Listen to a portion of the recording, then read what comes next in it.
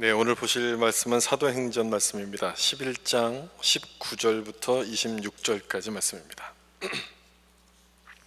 우리 화면에 나오는데요, 다 같이 일어나셔서 우리 하나님이 주시는 말씀으로 생각하시면서 한 절씩 교독하겠습니다. 11장 19절 제가 먼저 읽겠습니다. 그때 스데반의 일로 일어난 환란으로 말미암아 흩어진 자들이 베니게와 구브로와 안디옥까지 이르러 유대인에게만 말씀을 전하는데, 구브로와 구레네 몇 사람이 안디옥에 이르러 헬라인에게도 말하여 주 예수를 전파하니 주의 손이 그들과 함께 하심에 수많은 사람들이 믿고 주께 돌아오더라.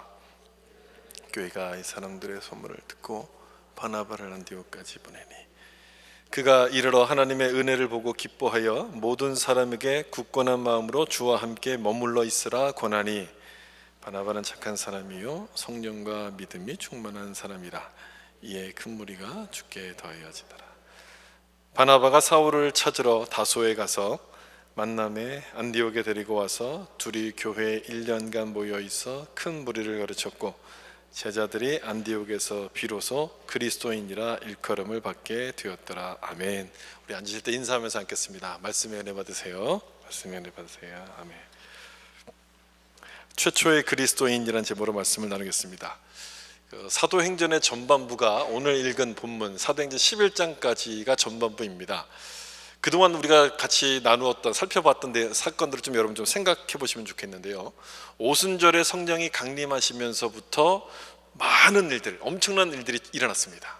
그 많은 일들이 꼭 이렇게 물이 이렇게 밀고 들어오듯이 물 밀듯이 이렇게 쭉 일어나면서 오늘 11장까지 이어지게 되는데, 그동안 벌어졌던 그 많은 일들을 보면 어느 누구도 예측하지 못했던 불가능한 그런 일들이었습니다.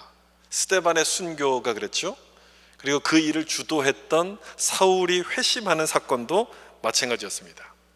교회에 대한 핍박이 생기면서 사람들이 흩어지게 됐는데, 흩어지면서도 복음을 전했다는 그 일도 그렇고, 지난주에 본 것처럼 이방인 고넬료 집에 성령이 임했던 사건도 마찬가지입니다. 어느 누구도 예상치 못했던, 또 예측할 수 없었던 일들이 쭉 벌어져 몰아치듯이 이어졌는데, 궁금했을 거예요. 이 당시에 이것을 직접 보았던 사람들은 왜 이런 일이 일어날까 참 궁금하지 않았겠습니까? 근데 오늘 본문을 읽어보면 그 질문에 대한 답이 이 안에 나옵니다. 무엇 때문에 그렇게 했느냐? 이방인을 위한 최초의 교회인 안디옥 교회를 세우기 위해서 이 모든 일들을 다 하나님이 준비하셨다는 거예요. 1장, 2장부터 쭉 일어나는 일들이 어디 가서 딱 일단락을 찍게 되냐면 사도행전 11장에 가서 딱 일단락을 찍습니다. 거기서 나타나는 사건이 안디옥 교회가 세워지는 사건이에요. 이것을 위해서 그동안 모든 것들을 다 하나님이 준비해 오셨다는 그런 이야기가 되죠. 사도행전을 읽는 재미 중에 하나가 바로 이런 거예요. 하나님께서 당신의 뜻을 어떻게 이루어 가시는가를 보게 되기 때문에 그렇습니다. 그걸 보게 되면 또 한 가지 깨닫게 되는 게 있죠.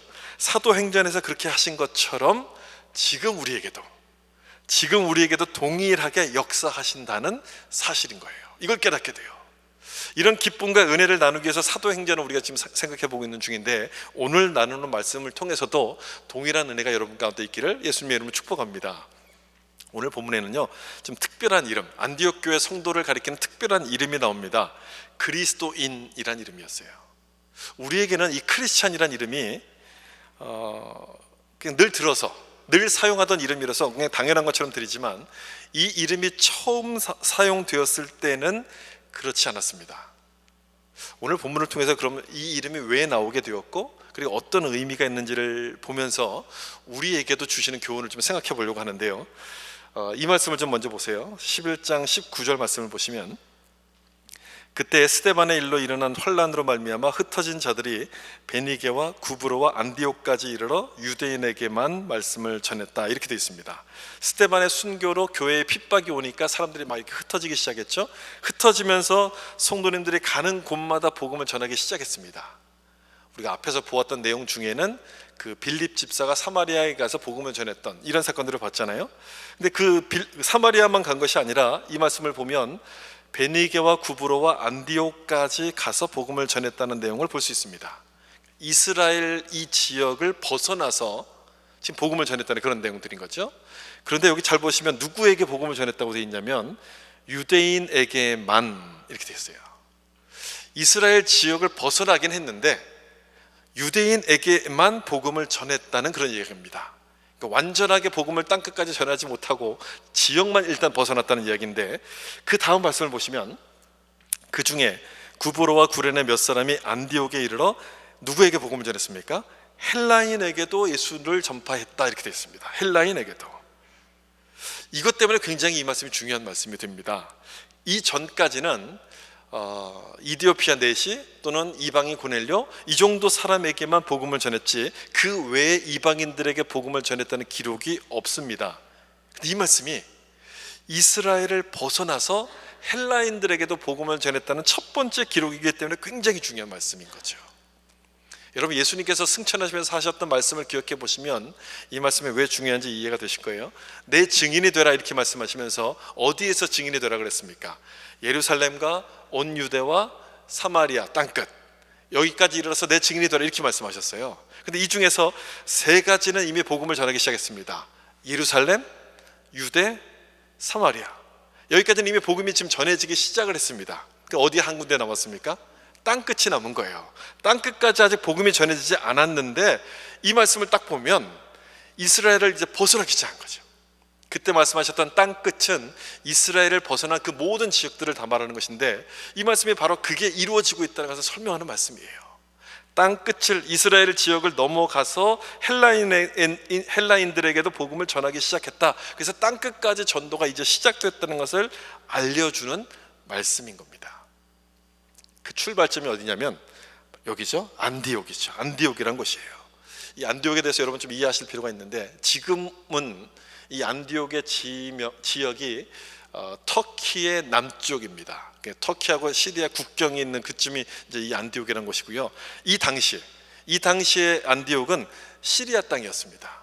그 시리아의 수도였고 인구가 한 50만 정도 되는, 그 당시에는 굉장히 큰 숫자죠. 50만이 되는 국제적인 도시였습니다. 지도를 보시면요, 여기에요. 여기 안디옥, 여기 시리아고요. 여기가 이제 예루살렘이고 이외가 이제 두로 레바논이 있는 지역이 되죠. 여기 시리아의 수도가 바로 여기 안디옥이었고요. 근데 이 안디옥은 성경에 두 군데가 나와요. 안디옥이라는 이름이 여기 하나가 있고요. 그래서 시리아 지역의 안디옥이라 부르고요. 여기 또 하나가 있습니다. 이쪽을 두 개를 헷갈리니까 구별하기 위해서 비시디아 안디옥 저렇게 부릅니다. 사도 바울이 1차 전도 여행 때 저쪽을 다녀왔는데 그래서 저 안디옥을 부를 때는 비시디아 안디옥 이렇게 이제 구별을 해서 부르게 됐죠. 근데 이 안디옥이란 이름이 붙여지게 된 그 역사적인 배경이 있어요. 그 헬라 제국을 통일했던 알렉산더 대왕이 죽고 난 다음에 이 제국이 4개로 나눠져 가지고 분할 통치를 하게끔 되지 않습니까? 근데 그 중에서 이 팔레스타인 지역을 다스렸던 통치했던 사람이 안티오쿠스라는 그 장군인데 이 사람의 이름을 따 가지고 붙인 곳이 저 안디옥이라는 곳입니다. 중세 십자군 전쟁 때도 그 십자군이 여기 예루살렘에서부터 터키로 진격하기 위해서는 반드시 이 지역을 거쳐야만 됐기 때문에 여기서 아주 그 격전이 벌어진 것으로 굉장히 유명한 그런 지역이기도 합니다. 그만큼 교통의 이제 요지가 되는 곳이죠. 그래서 예전부터 여러 민족 사람들이 함께 어울려 살았던 국제 도시가 바로 안디옥이라는 곳입니다.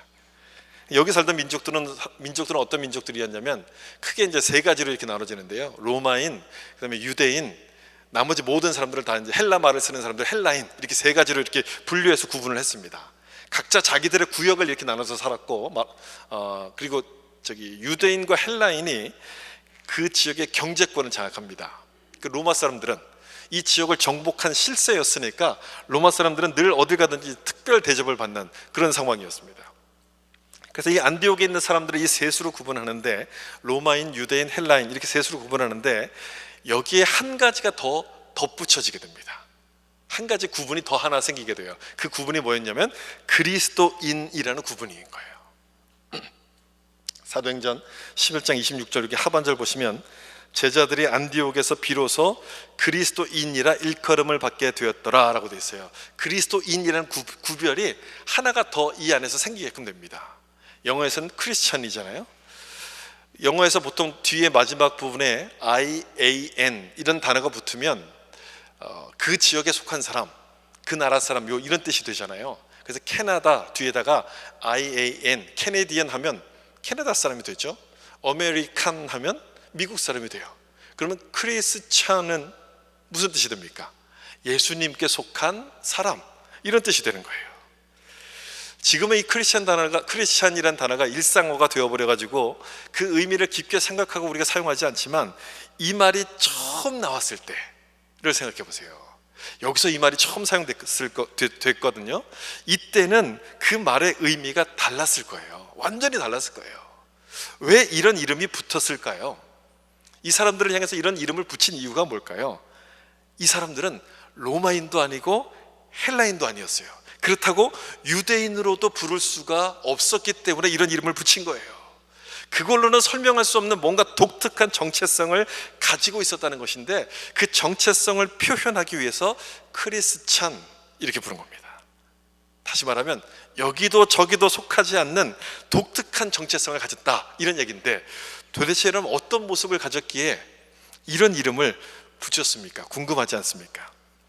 우리 역시 크리스찬이고 또 그리스도인으로서 우리가 살고 있기 때문에 최초의 그리스도인의 모습이 어떤 것인지를 생각하는 것은 굉장히 중요한 의미가 있어요. 그 부분을 지금부터 좀 생각해 보려고 하는데요. 다시 20절을 좀 보시면, 헬라인에게 복음을 전했던 사람들이 누구였냐면 구브로와 구레네 몇 사람이 헬라인에게 복음을 전했다, 이렇게 되어 있습니다. 구브로와 구레네 몇 사람. 구레네라는 지역은 예수님께서 십자가를 메시고 골고다 언덕을 올라갈 때 대신 십자가를 지었던 사람이 있잖아요. 그 사람이 누굽니까? 구레네 시몬이라는 사람이에요. 구레네에서 출신 시몬이라는 사람. 아프리카 북부에 있는 레바논의 리비아 쪽에 있는 한 도시가 바로 구레네고, 그 사람을 떠올려 보면 이 구레네가 어떤지 아실 거고요. 또 하나 구레네라는 이 지역은, 구브로라는 지역은 영어로는 사이프러스인데 바로 그 이스라엘 시리아 옆에 있는 사이프러스라는 섬을 가리킵니다. 나중에 이 안디옥 교회를 목회했던 목회자가 구브로 섬의 출신이었던 이 바나바죠. 바나바가 바로 이 섬 출신의 사람인데, 그래도 이 구브로는 가까운 편이잖아요. 안디옥과 가까운 편이지만 구레네는 굉장히 먼 지역입니다. 그 먼 지역에서부터 안디옥까지 와가지고 헬라인들에게 복음을 전했다는 거예요. 어떤 이유에서 이들이 이곳에 왔는지를 설명하지는 않습니다만, 한 가지는 분명하게 기록하고 있죠. 그들이 복음을 전했다, 이 사실은 아주 분명하게 기록하고 있어요. 그만큼 전도에 대한 열정, 복음에 대한 열정이 넘쳤다는 것을 보여주는 얘기예요. 자기 고향을 떠나서 타지에 가서, 그것도 같은 민족 사람들이 아닌 전혀 다른 헬라인들에게 복음을 전한다는 얘기는 여러분 어려움이 얼마나 많겠습니까? 그럼에도 불구하고 그걸 그렇게 했다는 것을 여기서 지금 설명하고 있어요. 그래서 그리스도인들이 과연 어떤 사람인가를 지금 설명하는 말씀인데, 여기서 우리는 두 가지 모습을 볼 수 있죠. 첫 번째는 복음을 전했다는 것이고, 두 번째는 어려움에도 고난에도 불구하고 감수하면서 복음을 전했다, 이 모습을 우리가 여기서 찾아내게끔 돼요. 이들의 모습이 열심이라고 느껴질 수밖에 없는 것은 이유가 있습니다. 왜 이렇게 이들이 열심을 냈을까라고 느껴지는 것은 이유가 있어요. 똑같은 시간에 예루살렘 교회는 뭘 하고 있었는가를 보면 딱 그게 느껴져요. 뭘 하고 있었는지 아십니까? 예루살렘 교회는요, 베드로가 고넬료 집에 갔다는 것을 두고 옳다 그르다 이걸 갖고 막 논쟁을 벌이고 있었어요. 지금 예루살렘 밖에서는 무슨 일이 벌어지냐면, 복음이 막 땅끝까지 지금 전해지기 시작하는 엄청난 일들이 막 벌어지고 있는데, 예루살렘 안에서는 이방인 집에 왜 갔느냐, 그걸 갖고 막 서로 싸우고 이렇게 따지고 있었다는 얘기예요. 11장 앞부분에서 바로 그 내용이 나오고요. 여기가 11장 20절이잖아요. 11장 후반부에서는 바로 이 내용이 기록이 되고 있어요. 딱 두 가지가 비교가 되지 않습니까? 저는 그렇게 생각해요. 이 사도행전을 기록했던 누가의 의도가 바로 그거였다고 생각합니다. 11장 앞부분에서는 예루살렘 교회의 모습을 보여주고, 뒷부분에서는 이 안디옥 교회의 모습을 보여주면서 이 두 가지를 좀 비교해 보라는 거예요. 예루살렘 교회는 유대인 중심의 교회였습니다. 유대인 중심의 예루살렘 교회와 다민족, 여러 민족이 섞여 있는 이 안디옥 교회의 모습을 비교하면서 보라고 이 한 장에 다 그것을 기록해 놓은 거죠. 예루살렘 교회는 최초의 교회였거든요. 가장 처음 세워진 교회였지만 누가 모여있는 교회였냐면 유대인들끼리만 있었어요. 거기는 이방인은 없었습니다. 전부 다 유대인들이었어요. 그래서 이 사람들이 뭘 따졌냐면 율법을 따지고 전통을 따집니다. 그러면서 고넬료 집에 왜 갔느냐, 베드로를 막 책망하고 있었어요. 하나님께서 베드로를 고넬료 집에 보냈다는 생각을 하지 못하고 그 의미가 뭔지를 생각하지 못하고 계속 그걸 따지기만 했는데, 베드로가 그 내용을 차근차근 다 설명을 해요.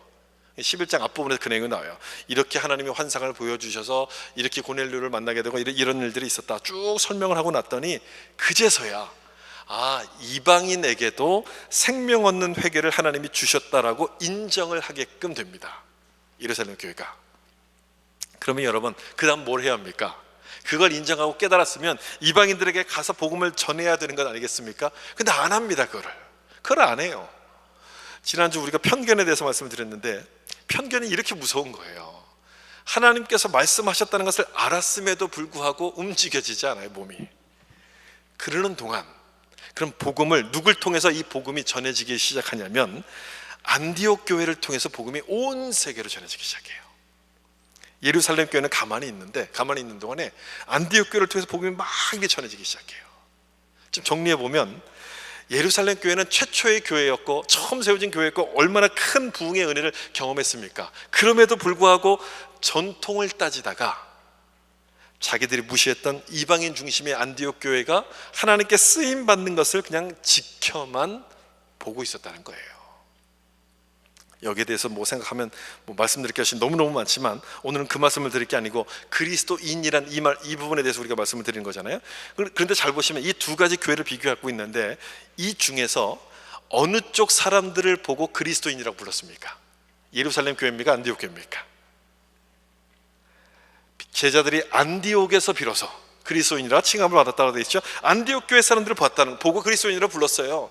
이 사람들을 딱 보니까 정말 예수를 믿고 예수를 따르는 사람이구나 하는 생각이 들었기 때문에 그런 거예요. 이 전까지는요, 유대인들만 그 복음을 들었거든요. 그래서 따로 이 사람들을 구분을 할 필요가 없었습니다. 그런데 이방인들이 좀 믿기 시작하고 점점 이 숫자가 많아지다 보니까 이들을 따로 구별해서 부를 호칭이 필요하게끔 된 것이죠. 그래서 그리스도인이라고 불렀어요. 예수를 따르는 자들이라고 이렇게 불렀는데, 중요한 것은 무엇을 보고 이들이 예수님을 따른다라고 생각을 했을까 하는 부분이에요. 뭘 보고서 이 사람들이 예수님을 따른다고 생각했을까요? 예수님을 사랑한다는 그 모습이 보여서 그런 것 아니겠습니까? 정말 이 사람들이 예수님을 사랑하는 사람들이구나, 이게 느껴져서 그런 것 아니겠습니까? 여러분, 누군가를 사랑한다고 할 때 그 사랑이 진짜인지 아닌지를 어떻게 측정합니까? 진짜인지 아닌지 측정하는 방법이 있죠. 그 방법이 뭐냐면 희생이에요, 희생. 그 사람을 위해서 내 것을 포기하고 내 모든 것을 희생할 수 있다면, 다시 말하면 그 사람을 위해서 내가 고난도 받을 수 있다라고 생각한다면 그 사랑은 진짜 사랑이 되는 거예요. 아내를 사랑한다고 하면서 힘든 일은 다 아내에게 떠맡기고 자기는 빈둥빈둥 돌면서 아내가 벌어온 돈을 갖고 이렇게 먹고 산다면 그건 아내를 사랑하는 것이 아닌 거죠. 정말 사랑하는 것이 아닌 겁니다. 여러분, 부모님의 사랑을 표현하는 단어가 부성애라는 단어가 있고 모성애라는 단어가 있거든요. 이 둘 중에서 여러분 어느 쪽에 더 친근감이 느껴지십니까? 부성애입니까? 모성애입니까? 당연히 모성애예요. 모든 사람들이, 남녀를 떠나서 모든 사람들이 다 모성애라는 말에 의해서 더 감동을 받아요. 왜 그런지 아세요? 어머니들이 자식을 낳을 때 그 희생했던 거, 흘렸던 모든 고통, 그 고난, 희생, 이런 것들이 훨씬 더 컸기 때문에 이 모성애에서 더 감동을 받는 거예요. 저는 예수님을 사랑하는 것도 마찬가지라고 생각합니다. 예수님을 정말 사랑하면요, 예수님을 사랑하는 마음이 있으면 예수님을 위해서 고난도 내가 감당하겠다는 마음이 생깁니다.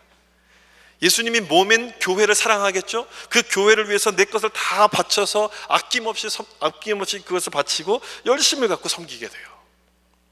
안디옥 교회 성도들을 그리스도인이라고 불렀던 것은 바로 그 모습이 그들에게서부터 나타났기 때문에 그래요.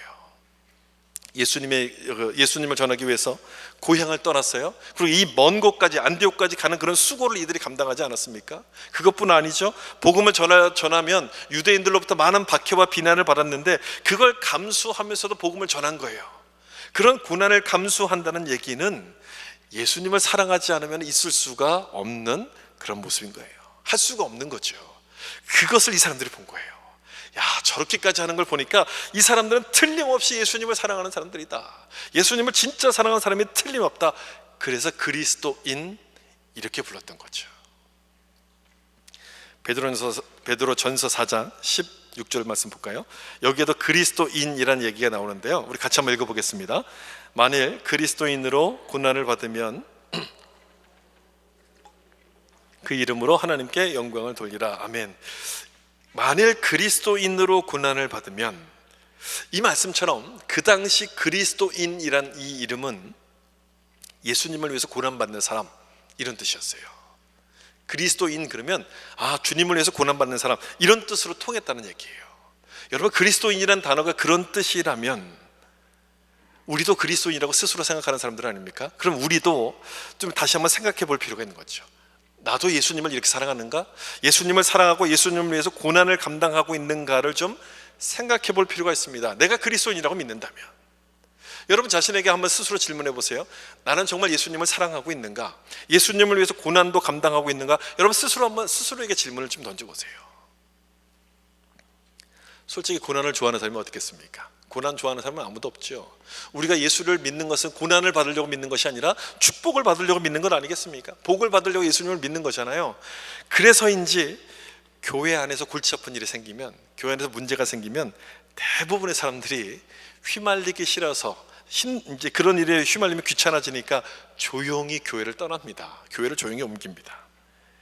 물론 그 마음을 이해하지 못하는 것은 아니지만, 우리가 정말 주님을 사랑하고 교회를 사랑하는 그리스도인이라면, 정말 주님을 사랑하는 사람이라면 여러분 좀 뭔가 다르게 행동하지 않겠습니까? 교회에 어려움이 생기고 뭔가 문제가 생긴다면 저것은 내가 열심히 하지 못한 결과이구나, 그렇게 생각하면서 회개하기 시작할 것이고요, 그 문제를 해결하기 위해서 내 모든 것을 걸고 막 뛰어들기 시작할 겁니다. 열심히 그 문제를 해결하기 위해서 내 모든 것을 다 이렇게 노력하기 시작할 거예요. 그런 사람이 그리스도인이고 그 모습을 예수님도 기뻐하지 않겠습니까? 바로 그런 모습이었던 거예요. 최초의 그리스도인들의 모습. 그리스도인은 교회에 등록한 그런 사람을 말하는 것이 아니라 주님을 위해서 고난도 감당하는 사람이었다는 것을 우리가 좀 기억할 필요가 있습니다. 다시 본문 20절을 보시면, 이 안디옥으로 흩어진 사람들이 예수님을 전했다라고 이야기하는데, 이 안디옥으로 흩어진 이 구브로와 구레네 몇 사람이 안디옥으로 흩어져서 복음을 전했는데, 이 사람들은 지금으로 말하면 우리 같은 이민자들이겠죠. 이민자들, 고향을 떠나서 사는 사람들이니까 이민자일 겁니다. 여러분, 이민자들에게 있어서 최우선 관심사가 뭡니까? 이민자의 최우선 관심사, 정착 아닙니까? 정착. 새로운 환경에 갔으니까 빨리 일자리를 구하고 살 집을 구해갖고 그곳에 정착하는 게 최우선 관심사였을 텐데, 이 사람들은 뭘 했나 보세요. 예수님을 전파했습니다. 복음을 전했습니다. 참 이상해요. 복음 때문에 여기 쫓겨온 것 아닙니까? 지금 복음 때문에 핍박을 받고 여기까지 쫓겨왔는데 새로운 곳에 와서 또다시 복음을 전합니다. 여러분, 이 모습이 이해가 되세요? 어떻게 이렇게 할 수 있을까? 이해가 잘 안 되지 않습니까? 고난이 오면 고난을 피하는 것이 당연한 것이고, 이런 것들, 고난을 주었던 그 원인들을 포기하는 것이 당연할 것 같은데, 이 사람들은 더 열심히 일합니다. 더 열심히 예수님을 전해요. 왜 그랬을까요? 왜 이렇게 예수님을 전했을까요? 등산을 좋아하시는 분들 얘기를 들어보면요, 등산하면서 다칠 때도 있고 그다음 위험한 일을 당할 때도 있는데, 그러면 포기해야 되잖아요. 절대 포기 안 한답니다. 포기를 할 수가 없답니다. 포기하는 게 아니라 더 열심히 하고 싶은 마음이 생긴대요. 더 큰 애정이 막 생긴대요.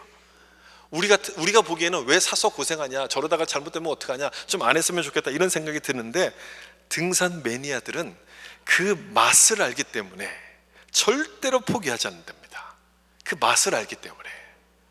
여러분, 이게 포인트예요. 이게 핵심이에요. 이 단어를 여러분 잊어버리시면 안 돼요. 그 맛을 알기 때문에. 믿음도 똑같은 거예요. 믿음도 똑같아요.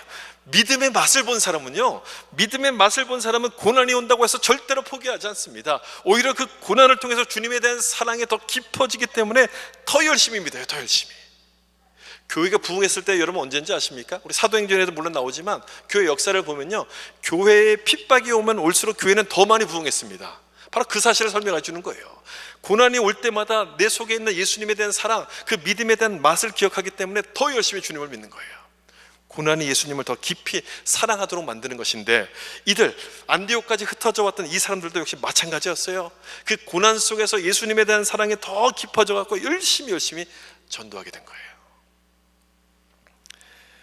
예전에 그 믿음의 선배님들, 지금은 다 이렇게 할아버지가 되시고 이렇게 아주 나이가 많으신 그분들께서 하셨던 말씀이 생각이 나요. 뭐라 그러셨냐면, 교회에 정이 안 생기고 불평하는 사람들은 교회를 위해서 고난 받아본 경험이 없는 사람들이다.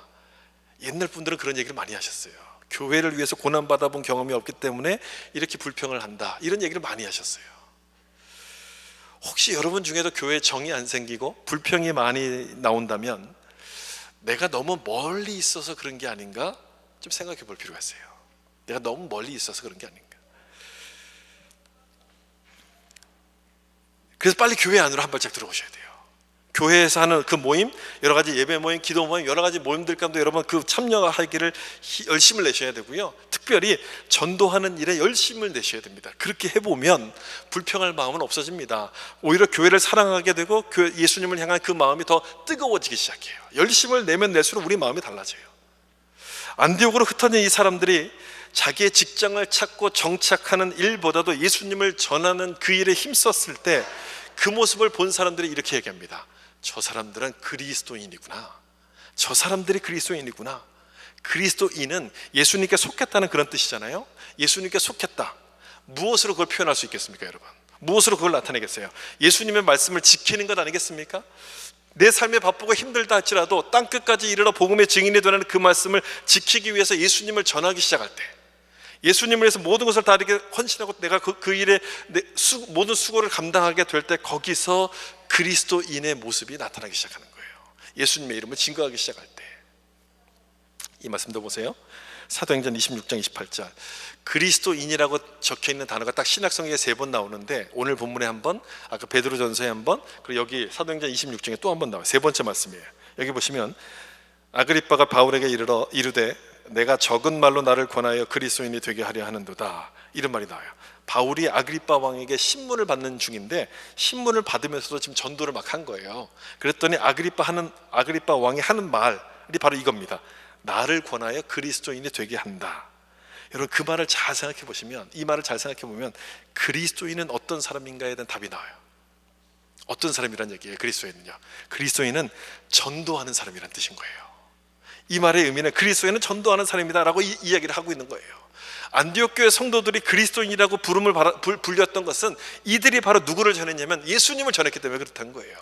자기들끼리 모여서 먹고 마시고 즐겁게 교제를 나눴던 것이 아니라 예수님을 전하는 전도를 우선순위로 삼았기 때문에 그리스도인, 이렇게 불리기 시작했던 것인데, 우리도 그리스도인이라고 생각한다면, 여러분 자신을 그리스도인이라고 생각한다면 우리도 그렇게 해야 되는 것 아닙니까? 여러분, 내가 예수님께 속한 사람이라면 우리도 예수님 말씀대로 순종하면서 그 일을 감당해야 되는 것 아닙니까? 예수님을 전하는 그 일까지 우리가 열심을 내야 되는 것 아니겠습니까? 자, 질문 하나 드려볼까요? 여러분들은 교회 안 다니는 사람들을 보면 무슨 생각이 드세요? 불신자들을 딱 볼 때 무슨 생각이 드십니까? 1번 아무 생각 안 든다. 2번 다음에 지금 바쁘니까 다음에 전도해야지. 3번 누군가 하겠지. 무슨 생각이 드십니까? 1, 2, 3번에 중에 하나라도 해당된다면 여러분 빨리 성령 충만함을 구하셔야 돼요. 빨리. 아무 생각이 안 들고 다음에 하고 누군가 하겠지라는 생각이 든다는 얘기는 여러분의 신앙생활에 빨간불이 들어왔다는 뜻이에요. 지금 내가 신앙생활을 제대로 못하고 있다는 뜻인 거예요. 그 사인이에요. 내가 제대로 못하고 있다는 보여주는 그 사인인 거예요. 성령 충만한 사람은요, 아무 생각이 안 들 수가 없는 거예요. 예수님이 나를 구원하셨고 내가 내 안에 구원의 은혜를 받은 것을 회복하고 늘 기억하는 사람이라면 아무 생각이 안 들 수가 없는 거예요. 내가 예수님을 만나고 변화의 은혜를 경험했는데 어떻게 불신자를 보면서 가만히 있을 수가 있겠습니까? 가만히 있을 수가 없는 거예요. 내가 어떻게 해서든지 예수님을 좀 전해야지, 저 사람에게 복음을 좀 알려줘야지, 천국에 대한 소식을 알려줘야지, 이런 마음이 막 속에서부터 이렇게 올라오는 거예요. 그게 정상인 거거든요. 여러분, 지금이 좋은 기회입니다. 지금처럼 전도하기 좋은 때도 없어요. 코비드 때문에 교회 안 나가는 사람도 굉장히 많아졌습니다, 여러분. 그래서 그 사람들이, 전도할 사람이 우리 주변에 보면요 많아요. 교회 다니다 안 나가는 사람들도 있고 아예 신앙을 잃어버린 사람이 주변에 굉장히 많습니다. 그 사람들을 여러분 만나시면 그냥 지나가지 마시고 꼭 예수님을 전하셔야 돼요. 꼭 예수님을 전하셔야 돼요. 그분들을 교회까지 못 데리고 와도 괜찮아요. 교회까지 데려오지 못해도 괜찮은데요, 예수 믿으세요, 이 말은 꼭 하셔야 돼요. 예수 믿으세요, 예수 믿으면 너무 좋습니다, 이 말 한마디만큼은 여러분 꼭 전해주셔야 돼요. 이게 우리의 책임인 거예요. 우리 책임. 이 말을 안 하면 내가 견딜 수 없는 마음이 생기도록 여러분 기도를 많이 하셔야 돼요. 이게 그리스도인들의 모습인 거예요. 그리스도인은요, 교회에 등록한 사람을 말하는 게 아니고요, 교회 예배 나오는 사람을 말하는 게 아니라 예수님을 사랑하고 예수님을 전하는 사람을 말하는 거예요. 그 사람이 그리스도인이에요. 여러분 그걸 기억하시고 때를 얻든지 못 얻든지 예수님을 전하는 그리스도인의 삶을 살 수 있기를 예수님의 이름으로 축복합니다. 제가 지금 설명드린 것처럼 이 안디옥 교회는 안디옥에 있는 헬라인들, 복음을 받고 예수님을 믿은 그 헬라인들이 중심이 돼서 세워진 교회가 이 안디옥 교회입니다.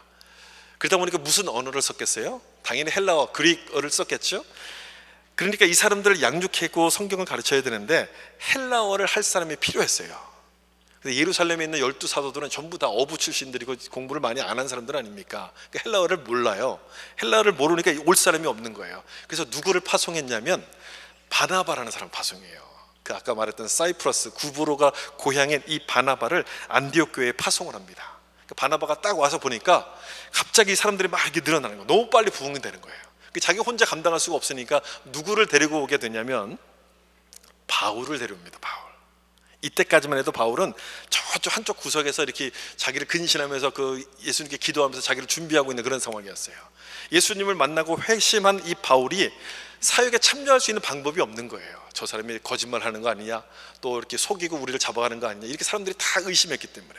그래서 이런 모든 것들을 제쳐놓고 교회 사역 가운데, 전도 사역 가운데 참여할 수 있도록 도와주었던 사람이 바로 바나바였습니다.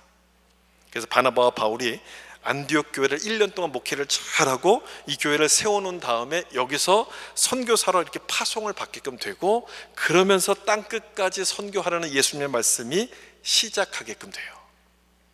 안디옥 교회는 그러면서 굉장히 중요한 교회예요. 이방인을 위한 최초의 교회이기도 하고 최초의 선교사를 파송한 교회이기도 하고 굉장히 중요한 교회인데, 지금 여기서 우리가 주목해서 좀 봐야 될 것은 이겁니다. 이거 하나, 안디옥 교회를 섬겼던 바나바에 대해서 하시는 말씀이에요. 24절 보세요. 같이 한번 읽어볼까요? 바나바는 착한 사람이요 성령과 믿음이 충만한 사람이라. 큰 무리가 죽게 더하여 지더라 라고 되어 있는데, 좀 특별한 표현이 나오지 않습니까? 성령과 믿음이 충만했다는 얘기는 성경에는 보면 성경에 있는 많은 사람들에게 대부분 다 이런 이야기를 써요. 성령과 믿음이 충만한 사람이라고 표현하는데, 남들에게 안 쓰는 표현이 하나가 나와요. 착한 사람. 착한 사람, 이게 과연 여기다 써야 될 표현인가 싶을 정도로 바나바는 착한 사람이라고 이렇게 쓰는데, 바나바의 성품을 좀 표현해 주는 내용이잖아요. 이런 생각을 하게끔 되는 거예요. 바나바가 착한 사람이라고 하니까 이런 바나바가 가르쳤던, 잘 목회했던 안디옥 교회 성도들이라면 이 사람들은 어떤 모습일까? 어떤 성품을 가진 사람들일까? 여러분 짐작이 되지 않아요? 바나바처럼 착한 사람이 목회했던 교회 성도들이라면 당연히 착한 사람이라는 평가를 듣지 않았겠습니까? 당연히 그랬을 거예요. 그래서 이 사람들을 가리켜서 그리스도인이라고 이렇게 불렀던 건 아니겠습니까? 착한 사람이라는 얘기는요, 이런 뜻으로 여러분 이해하시면 돼요. 예수님의 성품을 닮은 사람들이다, 예수님의 성품을 닮았다, 그렇게 이해하시면 돼요. 예수님은 우리를 구원하기 위해서 모든 것을 버리고 희생하신 그런 성품을 가지신 분이에요. 예수님의 성품이야말로 착한 성품 아닙니까? 빌립보서 1장에 너희 안에 착한 일을 시작하신 이가, 이렇게 되어 있어요. 너희 안에 착한 일을 시작하신 이가. 예수님의 성품이 바로 착한 성품이라는 얘기인데, 안디옥 교회 성도들이 바로 그 마음을 가졌다는 얘기예요. 그리고 그들의 삶을 보면 예수님의 삶을 떠올리도록 만들었기 때문에 이들을 가리켜서 그리스도인 이렇게 불렀던 거죠. 크리스찬이라는 단어는 예수님께 속하다는 뜻도 있지만 작은 예수라는 뜻도 있어요. 이 사람들을 보면 예수님을 떠오르게 만드는 작은 예수의 삶을 살았다, 바로 그런 얘기예요. 저는 이 부분을 생각할 때 참 부끄럽다는 생각이 들었어요. 나도 예수님의 삶, 작은 예수의 삶을 살고 있는가를 저 스스로에게 물었을 때 분명하게 대답하지 못하는 모습을 봤기 때문에 그렇거든요. 가만 보면 목회자인 저보다도 더 열심히 믿고 더 열심히 섬기는 사람들이 많습니다. 정말 열심히 봉사하는 사람이 많아요. 정말 예수님을 저보다도 더 열심히 사랑하는 사람들이 많은 걸 볼 때 부족한 내 모습을 보면서 내 모습이 보여서 참 부끄럽다는 그런 생각이 들었거든요. 여러분들은 좀 어떠신가요? 여러분들도 한번 생각해 보시면 좋겠어요. 여러분도 착한 사람이란 말을, 평가를 듣고 계십니까? 여러분을 아는 사람이 여러분을 평가한다고 이야기할 때 뭐라고 평가할 것 같습니까? 저 사람은 작은 예수야, 저 사람은 정말 예수님을 사랑하는 사람이 틀림없어, 그렇게 평가할 것 같으십니까? 그런 평가를 우리가 들어야 되는 것 아니겠어요? 앞에서 설명드린 것처럼 그리스도인은요, 정체성이 다른 사람입니다. 정체성이 달라요. 세상과 구별이 되고 세상에서는 볼 수 없는 독특한 정체성을 가진 사람들이 바로 그리스도인들이에요. 이런 사람을 통해서 교회가 막 세워지고 부흥하기 시작했고 복음이 전해졌다는 것은 우리 역시도 그런 사람이 되어야 될 것을 말씀하는 거예요. 그게 중요하다는 거예요. 세상과 다른 정체성을 가진 사람. 여러분, 세상과 다른 정체성을 가진 사람, 여기에 대해서 성경이 뭐라고 말씀하시는지 압니까? 이 말씀을 좀 볼까요? 로마서 12장 한 두 말씀만 보고 좀 말씀 마치겠는데요, 이 말씀 우리 같이 한번 읽어보겠습니다. 너희는 이 세대를 본받지 말고 오직 마음을 새롭게 함으로 변화를 받아 하나님의 온전하신 뜻이 무엇인지 분별하도록 하라. 아멘. 여기 처음 보면 너희는 이 세대를 본받지 말고, 이 말씀을 딱 보면 우리의 정체성이 딱 나오죠. 세상을 본받지 않아요. 세상과 다르게 사는 사람, 이 사람이 바로 이 모습이 그리스도인들의 정체성이라는 거예요. 세상과 다른 것. 어떻게 다릅니까? 세상 사람들이 사랑하는 것을 우리는 사랑하지 않습니다. 세상 사람들이 마음을 주는 것에 대해서 우리는 마음을 주지 않기 때문에 지금 이렇게 얘기하는 거예요. 다시 말하면 이 세상은 예수님이 없어도 살아요. 예수님 없이 살아요. 근데 우리는 어떻습니까? 우리는 예수님이 없으면 못 사는 거예요. 우리는 무엇을 하든지 먼저 예수님을 생각하고 뭘 하든지 예수님을 위해서 하는 사람들인 거예요. 그래서 세상과 정체성이 달라요. 다른 많은 사람들이 쉬운 길을 간다 할지라도 우리는 힘들어도 예수님이 말씀하신 그 좁은 길을 가는 것, 그 모습이 그리스도인이고, 그 모습을 볼 때 저 사람들은 뭔가 다르다, 저 사람들은 내가 모르는 뭐 좋은 것을 알고 있는가 보다 하면서 우리에게 관심을 갖기 시작합니다. 우리가 뭘 믿는가를 궁금해하기 시작해요. 여러분, 그게 전도가 아니겠습니까? 그게 전도인 거예요. 말로 전하는 것보다도 삶을 통해서 전하는 것이야말로 가장 확실한 방법이에요. 세상과 나는 정체성이 다르다는 것을 보여줄 때 거기서부터 그리스도인이라는 이름이 드러나기 시작하는 거죠. 한 구절만 더 볼게요.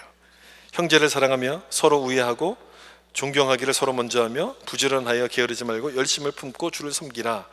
로마서 12장 전체가 다 그리스도인의 삶에 관한 말씀인데요, 이 말씀만 좀 하나 뽑아왔거든요.